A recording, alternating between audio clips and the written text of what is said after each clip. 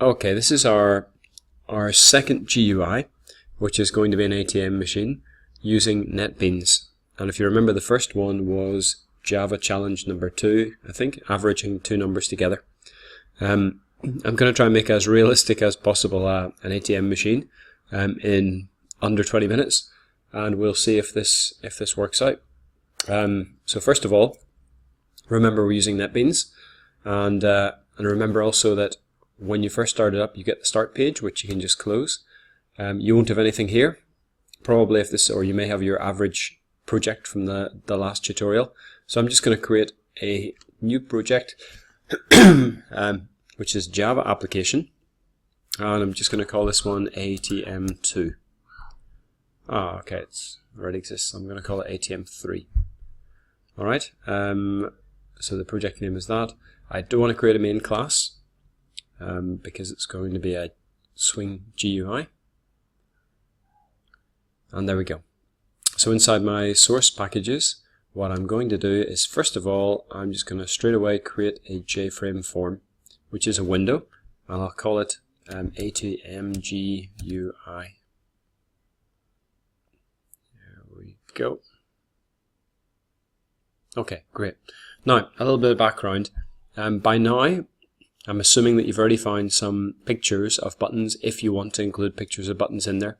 You can have normal buttons if you want to, that just look like normal Java buttons, or you can also include files. Now, what I've done is I have previously had a little look around, and I downloaded a couple of bits and pieces. I downloaded some keyboard buttons, some number buttons. For example, here I downloaded 0 to 9 round kind of brushed metal buttons that I found. Now, be careful about the size, because it's very difficult to resize these inside NetBeans. So what I did was I opened all of these, and I knew I wanted them. I think I chose about 50 pixels by 50 pixels. I created another folder. Oh, 50%, right? Okay. So let's look at what size they are. I'm just going to open this quickly. Okay, quite small.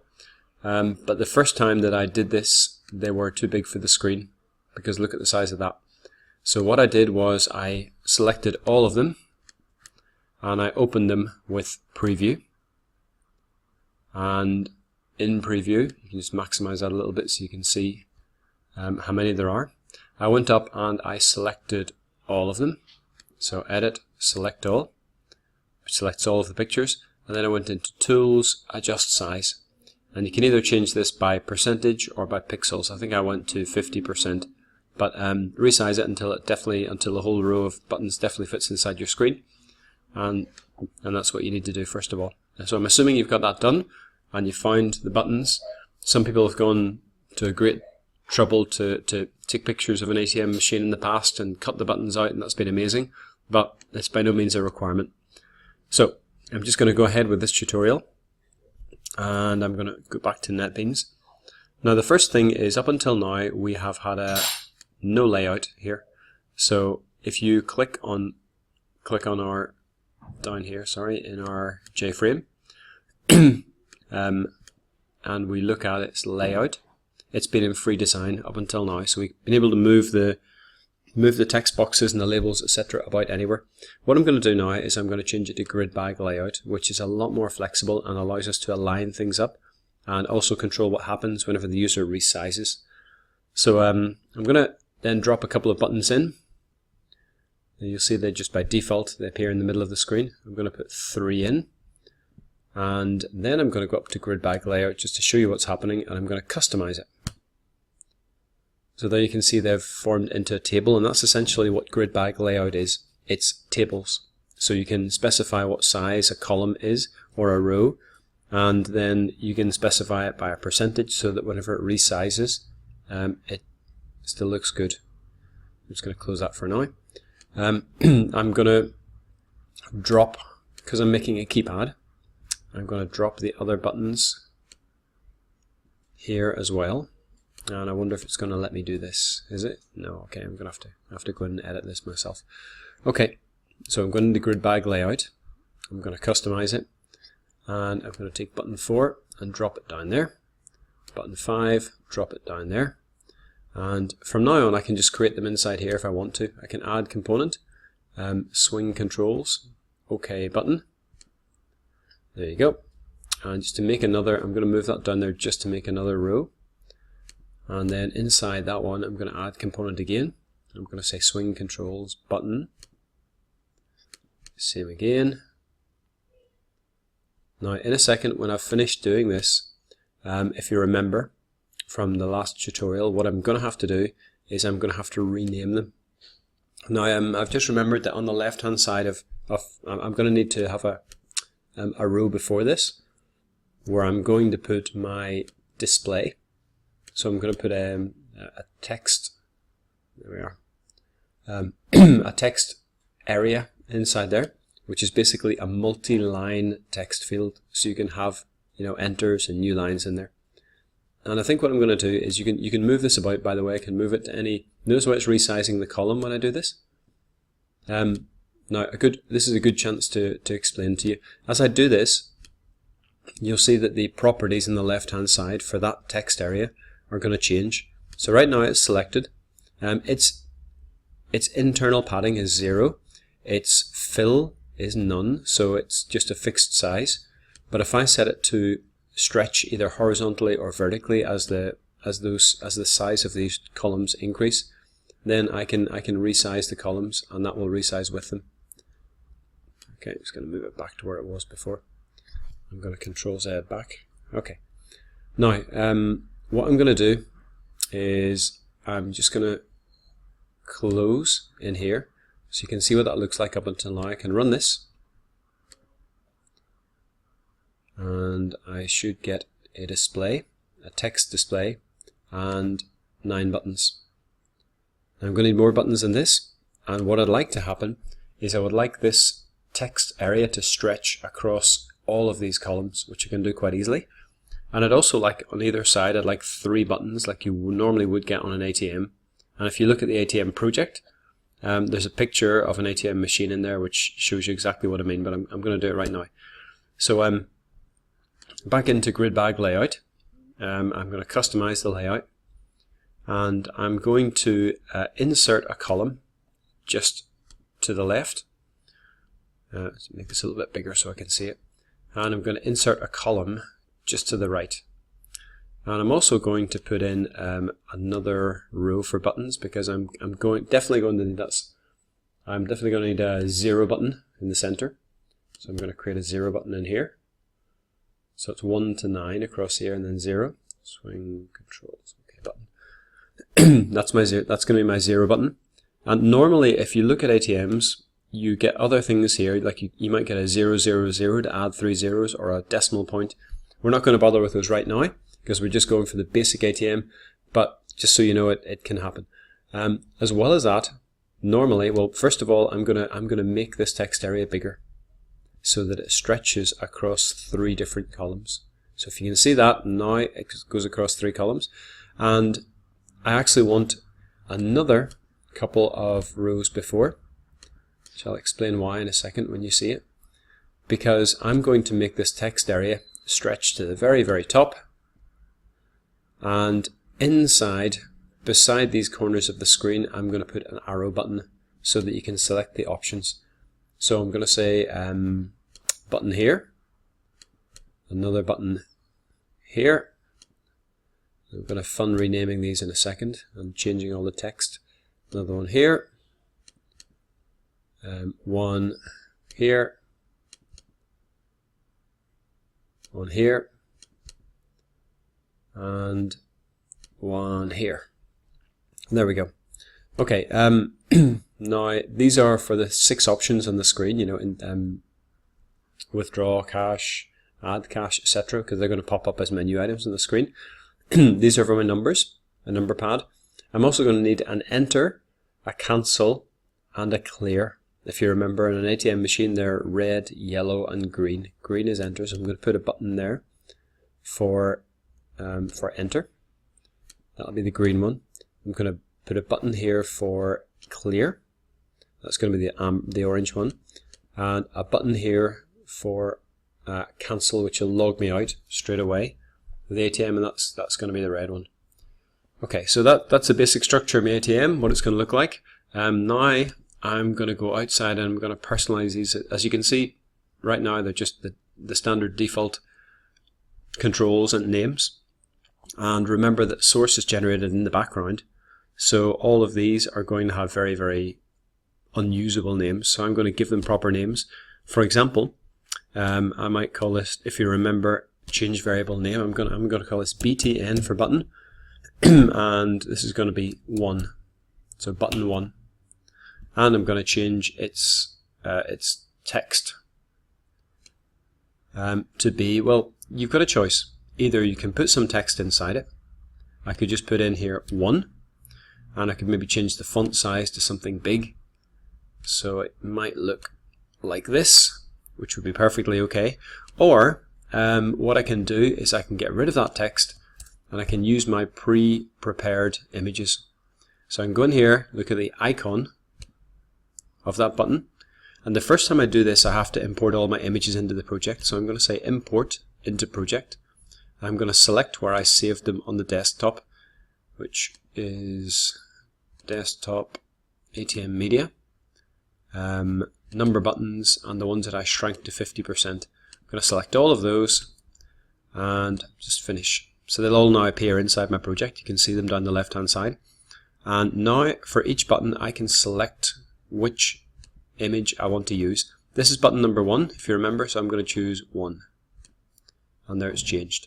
So for each of these buttons, I'm going to pause the video for a second. For each of these buttons, and these buttons up here, I'm going to change it to the corresponding image, and I'm going to change its icon property, in other words, to the corresponding image, and I'm also going to change its variable name to BTN followed by the English word of what number it is, so I can refer to it later on in my program and I know what I'm doing.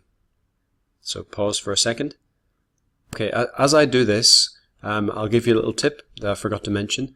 If you want to select all of the buttons at one time, you can do so, and you can change any property that you want to change in common. So I'm going to remove all of the text from all of the buttons. So I'm going to select all of them, these ones. I'm going to click here and put nothing in here and hit enter, and they automatically disappear. And I think I'll do the same with these buttons because I know that I'm not going to need this text. All different values at the minute. Get rid of that. And this as well. That'll just save me a couple of dozen button clicks. There we go. Pause again. Okay, I've now renamed the buttons and added an image. You'll see that things are looking a little bit different on the screen. I'm going to color these buttons before I go any further. This should be green, orange and red. So I'm going to select the enter button. I'm going to go to background color. Change that to a nice shade of green. You'll notice that this doesn't change straight away because you need to change this opaque property down there so that it actually paints the background.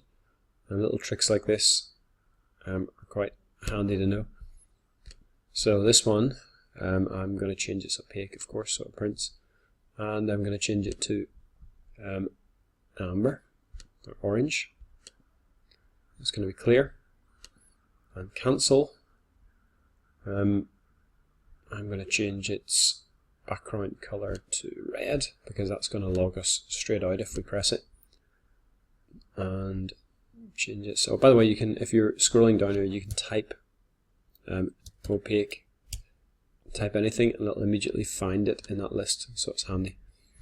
Okay, I guess I could have selected all of these at the same time and set their opaque properties. Now what I'm going to do is these 3 buttons here. The text in these 3 is going to be the same because they're just kind of selector buttons. So I'm going to change the text property of these just to be kind of 3 left arrows like that. Now, I think it looks exactly like that on the ATM machine actually. And these ones, the text will have 3 right arrows. So it's starting to look a bit more like an ATM, and these are going to help us to select the different options that appear on the screen. And I'm going to change their names, their variable names, just so that I understand which ones we're talking about. I'm going to change it to, let's see, BTN top left, BTN middle left, BTN middle left, and BTN bottom left, etc. BTN bottom right, BTN bottom right, BTN middle right, BTN middle right, and BTN top right, BTN top right. Okay, now I'm going to run this straight away to see what it looks like. It may look a little bit different when it's run on the screen than it does in design. There we go, it's not too bad. I don't think I'll win any prizes for this, but it's certainly not the worst one that I've seen. Now, you notice the way that this column is resized a little bit in design time. It's always worth checking out and running it. Now, you need to be quite careful. I think it's resized because I allowed its fill property to stretch across. It is worthwhile going in and inside your GridBag customizer, customize layout. It is worth setting the properties of all of these buttons so that they automatically fill. So changing their fill from none to both, which means they stretch both horizontally and vertically to the width of the column. Right now, I think I'll do the same with these actually.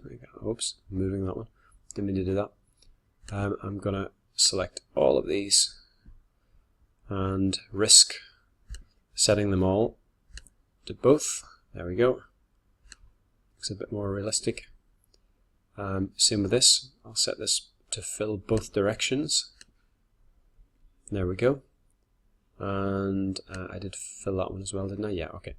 Let's see what that looks like when I run it. There we go. Okay, a little bit better. That's not too bad. Okay. I'm not going to, in this version, I'm not going to worry about the decimal point in the 000 because it's not really that often used. Now, just a little aside, if you do see things like this, that's usually because the column is not divisible equally by 3 or something weird is happening. So you can play about with the column size. I mean, if I put that to 30, for example, it's gonna. If I put that to bigger than the size of the of what's available, it's going to give me 2 scroll bars. So don't do 30. I'll do maybe 15. So 15 wide. Looks a bit better in the screen now, doesn't it? Because 15 is divisible by 3, and there are 3 columns, so it's not going to make any mistakes. But it's trying to do that. Now, when I run it, let's hope it looks equally good. Yep, there we go. So that's quite nice. Okay. Now, it needs a bit of functionality, obviously, but this is, I'm going to stop here just for a second because this is the basic ATM GUI. Now, quickly what we went over, we added, this time we changed our layout to GridBag, which allows us to customize that GridBag, and we put it into columns, and we dropped in our controls, excuse me, we set their fill properties so that they filled both horizontal and vertical. We made sure as well that their internal padding was 0, 0, so they're 0 pixels to the left and down from the top left hand side of each cell, and they're anchored into the center. If you have any controls which are kind of weird and all over the place and they just don't look right, it's usually because you've dragged and dropped them around by accident and they're either not anchored to the center or their internal padding X and Y are wrong and they're not 0. So just a little tip there. Okay, so if you can do that. Oh, one final thing, and I'm risking spoiling this now, but here's a little tip. At the moment, if you see on the very top level here, J-frame, that means that whatever's on the top here is at the very front layer, and whatever's at the back is at the backmost layer. So if I drop something in here, it will appear behind the rest. And this can be quite handy for making a background for your form. Now, there's no control for picture, but what you can do, that you've seen already, is you can drop in a label and change its icon. So this is going to make the tutorial a little bit strange, but we'll fix it. I'm going to show you what happens. You don't have to have a background. Sometimes it can work, sometimes it's not really necessary, but what I'm going to do is I'm going to drop in a label. just anywhere here. I think I'll put it down here so it doesn't really affect anything. It's appeared there. And I'm going to make sure, first of all, that it's at the very, very bottom, so it's at the back. Can you see that? And then I'm going to, what you really should do is resize the picture. Resize the picture so that it's about approximately the same size as your form. And you can tell what size the form is by clicking on it and going down here to preferred size. It'll tell you. There it is. PQRS size, preferred size. EF. Oops. PREF. Whoa, don't want to do that. Preferred size. So that's 400 by 300 pixels at the minute. So I would make an image that size. I would then go into my label and I would change its icon property to be the image and its text to be nothing. So I'm just going to change its text first. There we go. Bing, get rid of that. And I'm going to go into its icon. And I think I have another. All right, okay, I don't. I thought I had a background in here, but I don't. But what you would do is you would choose the background. Maybe I can find one. Hang on, I'm gonna import one into my project that I think I have. ATM media. Yeah, there we go. Now this is going to be too big for my form because this was for another form that I had. But it'll show you what type of things you might need to do. I'm just gonna finish that off. And when I click on OK, weird things are going to happen. You see that? Because it's huge, it is automatically resized the rest of my GUI and thrown everything out. So what I'm going to do is I'm going to go into GridBag layout. Not going to panic. I'm going to go into GridBag layout. I'm going to customize it and make this a bit bigger so I can see where things are. And what I want this to do is I want it to appear in the top left hand corner. So I'm going to go way up here. I'm going to make it appear here, and then I'm going to resize it to go all the way down to the bottom of my GUI. A bit more, a bit further. Go there. And now you can see that because it's bigger than the length and the width of the form, it's stretching the last column down. So just to show you what I can do about that, I'll insert a row after and stretch it so that it's occupying that row as well, which will allow this row to spring back up. And you can see here already, I'm just going to close that for a second and run it. See what it looks like. Hope it doesn't mess everything up. Right, okay, so you can see already that really it's okay, but this label, I really should have resized this image to be about 300 by 400 pixels first, because it is quite difficult to handle when it's the wrong size, because you could resize it in code, but it's much easier to do it in preview outside. Okay, so that's how you might do a background for your GUI. Okay, have fun, enjoy making it, and the next stage is going to be linking it to the code that we've done already. Okay.